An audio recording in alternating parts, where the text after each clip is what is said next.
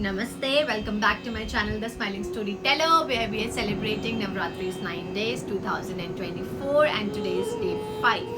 I am back to Delhi after my memorable visit to Khatu Sham Baba, and today we will discuss about Ma Skand Mata.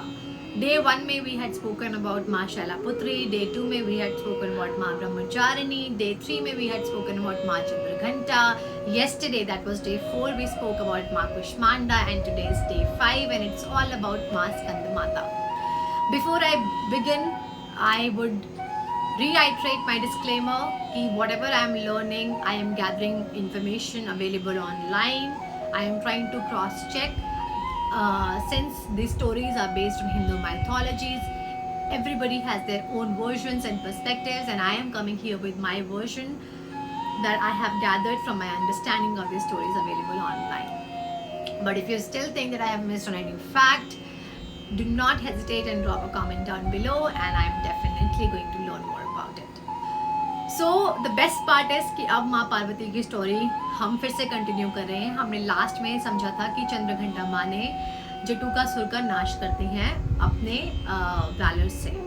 उसके बाद अभी भी एक demon is alive which is Tarakasur, जिसको Lord Brahma से goon मिला था कि वो सिर्फ शिव और शक्ति के पुत्र से ही मारा जा सकता है. And hence the entire universe was waiting कि माँ शिव और शक्ति का जब पुत्र हो तो वो तारकासुर का वध कर सके.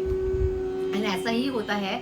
माना जाता है शिव और शक्ति मेडिटेट करते हैं and through their power, their energy, एक बॉल ऑफ, जब वो दोनों की एनर्जी मर्ज होती है, सो एक बॉल ऑफ फायर फॉर्म होती है. वो बॉल ऑफ फायर को शिव, वायु और अग्नि को कैरी करने के लिए बोलते हैं. बट कहते हैं कि वो ball of fire itself was intensely hot कि वायु और अग्नि भी उसको ड्रॉप कर देते हैं, and that ball of fire drops down to माँ गंगा.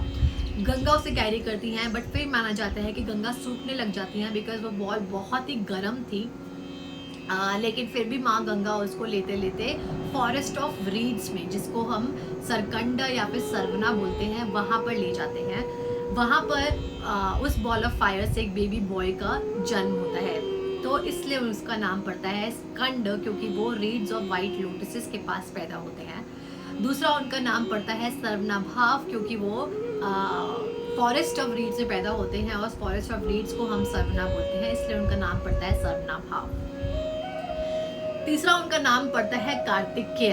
कार्तिकेय उनका नाम इसलिए पड़ता है क्योंकि कहते हैं जब उनका जन्म हुआ था, तो जैसे कि हम जानते हैं प्लाइडीज करके एक कॉन्स्टलेशन है जिसको हम 7 सिस्टर्स के नाम से भी जानते हैं, कृतिकास के नाम से भी जानते हैं. सो कहते हैं 6 आउट ऑफ दो 7 ब्राइटेस्ट स्टार्स की नज़र उस बेबी बॉय पे पड़ती है and they wanted to nurture him. So वो उनको नर्चर करती हैं एंड हेंस उनका नाम कार्तिकेय पड़ता है of Krittikas. Krittikas that means 7 sisters, that Pleiades constellation. लेकिन जब वो उनको नर्चर करना चाहती हैं, बेबी बॉय एक था एंड 6 स्टार्स थे. सो ऐसा माना जाता है कि उस टाइम पे देवर इनटू दिस फ्यूड कि who will nurture this boy. लेकिन तब बोलते हैं कि जो स्कंद हैं, जो कार्तिकेय हैं, वो अपने 5 और हेड्स फॉर्म कर लेते हैं, so that each star has 1 head to look after and nurture. And इसलिए उनके कहीं कहीं पर कार्तिकेय के आप देखेंगे 6 हेड्स का अवतार भी है. तो कहते हैं जब उनका जन्म हो जाता है और कृतिका उनको नर्चर कर रही होती हैं, one day Parvati comes to the forest and takes the boy to himself. कुछ स्टोरीज में माना जाता है कि वो फिर से उन 6 हेड्स को एक हेड में वापस फॉर्म कर देते हैं. और अब बारी होती है उनके तारकासुर को मारने की. तो कहते हैं कि शिव और शक्ति उनको तैयार करते हैं उस वॉर के लिए, उस बैटल के लिए, to end this demon Tarakasur. और जो कार्तिकेय है, फिर उनके हाथों में जो 12 हाथ माने जाते हैं कार्तिकेय, कहते हैं 11 हाथों में शिव जी उनको वेपन्स पकड़ाते हैं, और जो उनका 12वां हाथ है उसमें माँ पार्वती उनको वेल देती हैं. वेल दैट मीन्स स्पीयर, इसलिए उनका नाम वेल मुरुगन भी पड़ता है. तो अगर आप देखेंगे लॉर्ड कार्तिकेय का depiction mostly in South India where he is worshipped as Lord Murugan, Swaminathan, तो वहाँ पर उनका जो वेपनरी दिखाते हैं हम, that is well, that's divine spear. And फिर कहते हैं कि जो कार्तिकेय हैं वो ये सारे वेपन से तारकासुर का विनाश कर देते हैं and Tarakasur stories come to an end. अब स्कंद माता की अगर बात करें तो स्कंद माता का मतलब है mother of Skanda, mother of Kartikeya. जो स्कंद माता है उनको हम दो और नाम से जानते हैं, पद्मासिनी के नाम से। पद्मासिनी उनका नाम पड़ा क्योंकि वो लोटस में बैठकर मेडिटेट करती हुई डिपिक्ट होती हैं। So she sits on a lotus and she is meditating and hence her नाम पद्मा आसिनी, पद्मासिनी। और शुभ्रा क्योंकि उनका बहुत ही फेयर कॉम्प्लेक्शन है and hence her name is Shubhra. Skanda Mata के जो पुत्र हैं स्कंद, दैट इज कार्तिकेय, उनके भी बहुत सारे नाम हैं। उनको हम स्कंद एक तो नाम से जानते ही हैं, that means he was born in the forest of reeds. दूसरा हम उनको नाम से जानते हैं कार्तिकेय ऑफ कृतिकास। देन उनको हम जानते हैं Gangeya because he was carried by माँ गंगा। चौथा हम उनको जानते हैं मुरुगन के नाम से, हैंडसम। उनको हम जानते हैं वेल मुरुगन के नाम से, handsome boy carrying that divine spear. उनको हम जानते हैं कुमार के नाम से, that is ever youthful because he's so young, he looks so young, he looks so handsome. Then हम उनको जानते हैं शनमुखा के नाम से, the person who has 6 heads, Shanmukh, that means he had 6 heads. तो ये सारे नाम हैं कार्तिकेय के। वैसे बोलते हैं लॉर्ड कार्तिकेय के 108 नाम हैं, लेकिन ये कुछ प्रचलित नाम हैं जिनसे हम लॉर्ड कार्तिकेय को जानते हैं। और स्कंद माता को हम बोलते हैं that she is a Confluence of 3 शक्तिज। वो 3 शक्ति क्या है? ज्ञान शक्ति, इच्छा शक्ति और क्रिया शक्ति। तो कहते हैं जब इन 3 शक्तियों का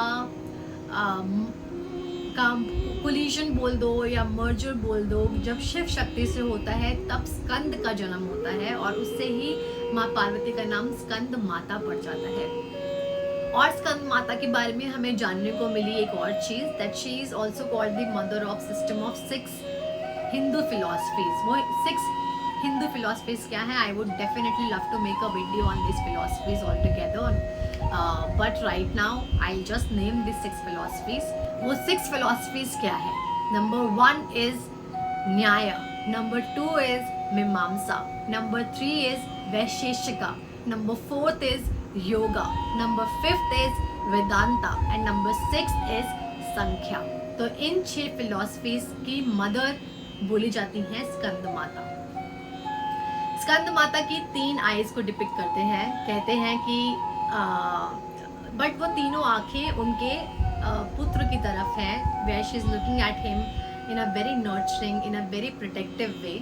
माँ का डिपिक्शन करते हैं लायन के ऊपर बैठकर। अगेन लायन अब तक हम समझ चुके हैं that it represents strength, it represents valour, it represents courage. So जो माँ स्कंद, लेकिन एक चीज़ है, जो माँ स्कंद माता का ये रूप है, इसको बहुत ही फ्यूरियस रूप नहीं बोलते हैं। ये माँ स्कंद माता का बहुत ही जेंटल, बहुत ही सटल, बहुत ही काम और पीसफुल है, बिकॉज ही और she is represented as a mother of Skanda. तो कोई भी माँ towards her child, it's a very protective and nurturing form.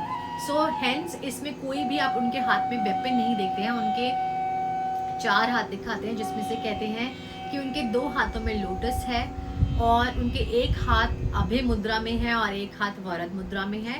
कहीं पर लिखा गया है कि उनके 2 हाथों में लोटस है, एक हाथ अभय मुद्रा में है और जो उनका चौथा हाथ है उससे उन्होंने अपने गोदी में लॉर्ड कार्तिकेय को पकड़ा हुआ है। कब कोई डिपिक्शंस में आप देखेंगे कि जब उनकी राइट थाई पर या लेफ्ट थाई पर जब लॉर्ड कार्तिकेय बैठते हैं तो Lord Kartikeya has 5 heads, like in total he has 6 heads. तो ऐसे ऐसे फॉर्मेशंस में उनको डिपिक्ट किया गया है। एंड जैसे कि हम सारे रूट चक्र से माँ को सिंबलाइज कर रहे थे, हम देख रहे थे कि माँ finds or abhorred, like each form of माँ finds or abhorred in different root chakras। वैसे ही जो माँ स्कंद माता है, she resides in विशुद्ध चक्र, that's our throat। So out of 7 chakras in our body, this is the Vishuddha chakra, and Ma Skanda Mata resides in Vishuddha chakra. So बोलते हैं when you balance your like when you're balancing your root chakras and we are focusing on your Vishuddha chakra, you are seeking open communication, you are seeking honesty, you are seeking that fluency. तो इसको activate करने से ये सारे positives, ये सारे benefits आपको मिलते हैं. Now, coming to an end of this day 5 of Skanda Mata, I would love to discuss with you that what we can learn from Ma Skanda Mata. मेरे लिए 3 चीज़ें बहुत क्लियर हैं when I read about Ma Skanda Mata. वो थी ज्ञान, इच्छा और क्रिया. पहले जो इच्छा शक्ति है, इससे आप यही समझिए कि the power of will is very important. आप कुछ भी प्लान कर लें, आप महल खड़े कर लीजिए अपने ड्रीम्स में, टिल द टाइम वो विल नहीं है कुछ करने की, nothing would succeed, nothing would turn fruitful, and hence I believe that power of will is very important.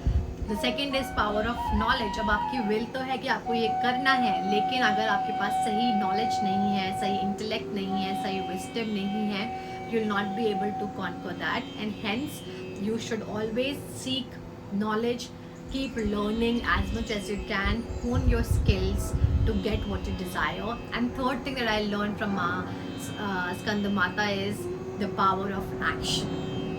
क्योंकि बोलते ही हैं कि माँ इसका बहुत बड़ा सिंबल है.